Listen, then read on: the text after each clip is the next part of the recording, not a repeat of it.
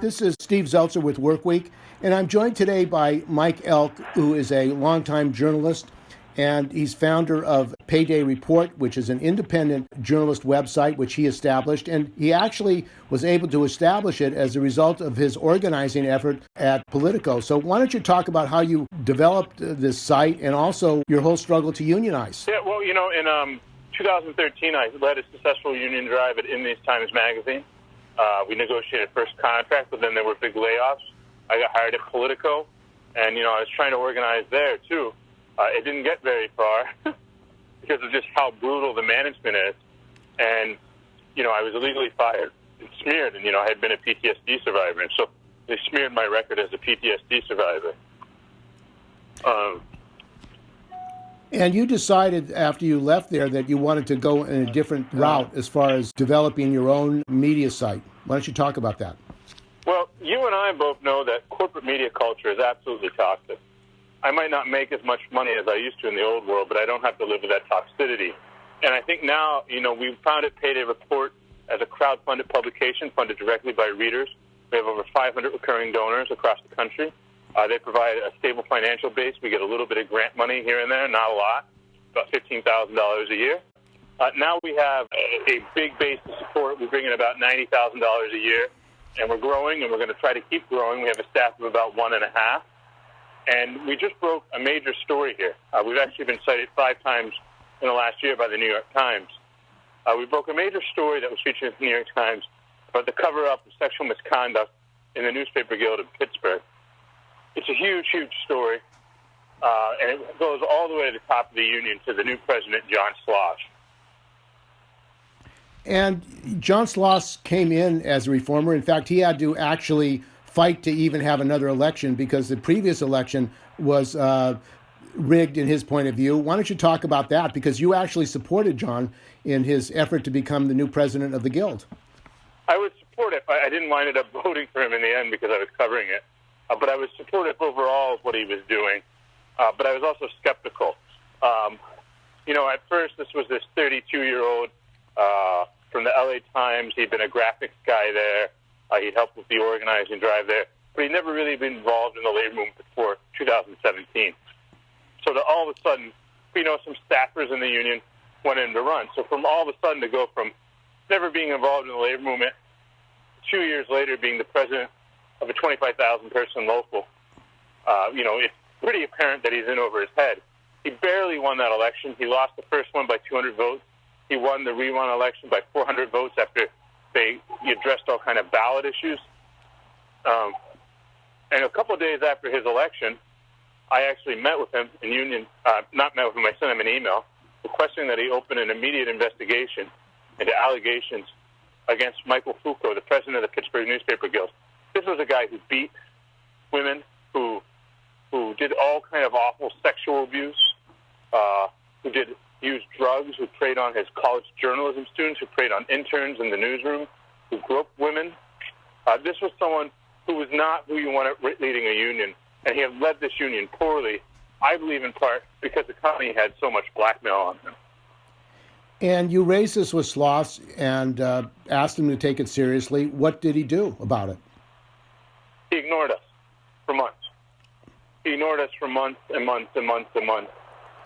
And then eventually he brought it back up. And the issue of sexual harassment, you've not only covered the Guild, but you've also covered SEIU, and one of the few publications that actually focuses on what's going on with the running of unions. Are you surprised at the kind of attacks that you've come under? No, it doesn't surprise me. It's just typically when I come under those attacks, they come from union staffers. This time I'm fighting the journalist union. And I was joking with my girlfriend, it's like imagine Spotlight, but about the newsroom that's writing Spotlight. When you start fighting with journalists, they're going to fight back, and they're going to fight back in dirty ways. So there have been all kind of wild accusations laundered against me in the past day, including that I'm secretly on the payroll of American Federation of Teachers President Randi Weingarten. And why would you be and how would you be on the payroll of Randi Weingarten? What does she have to do with this fight in the Newspaper Guild? Who knows? It's just right now they're throwing every imaginable smear they can at me, and they're trying to make this about the messenger. as opposed to really addressing the core issues here, which is that Schleuss resisted. Schleuss knew about this. I had informed him in writing since December of last year. And then in August, he finally, after me prodding him, met with somebody who just didn't want to place a complaint because she was scared of speaking out. But he was well aware that there was an issue there. He received other notifications from me, other emails suggesting ways that we could go about investigating it. We could get different people involved, etc.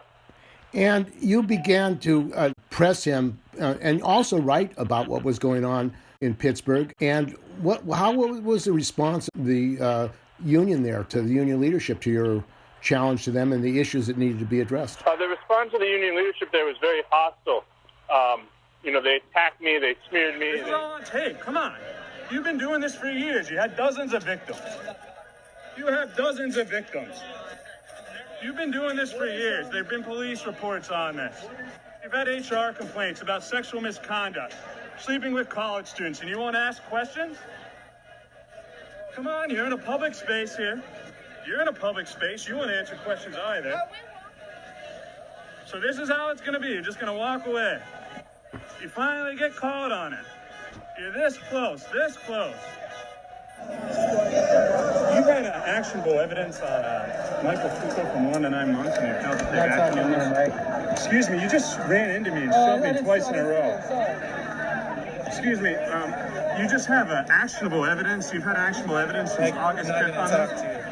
Why won't you comment on this? I've been trying to get your attention on this for 9 months. You have someone with a known record with HR complaints. Why won't you talk about it? Hey, why won't you talk about this? The response of the union leadership there was very hostile. They attacked me, they smeared me, they made all kind of statements about me, and it was very, very hostile.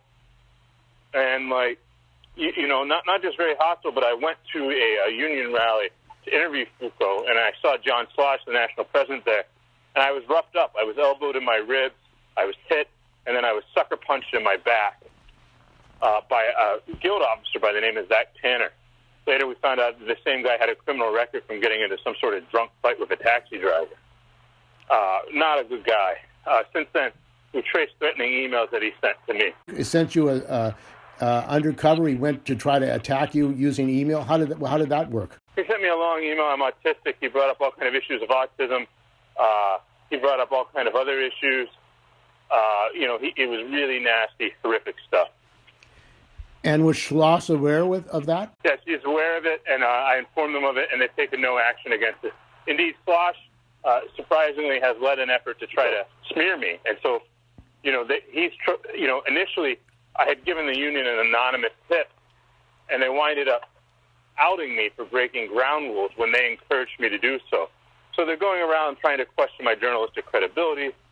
They're going around making accusations that I engaged in harassment with people that I've only ever interacted with via email or Twitter and not produced any sort of statements. These people are desperate.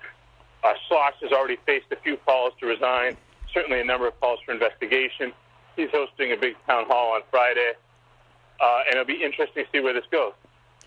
And the New York Times, its coverage of the fact that you broke this story and you pursued this story was, I thought, pretty pernicious, because actually probably the story would have continued to stay hidden unless you had actually followed it up. No, I'm surprised there haven't been more, actually, because we know this guy, his victims number in the dozens, 50, 60 at least.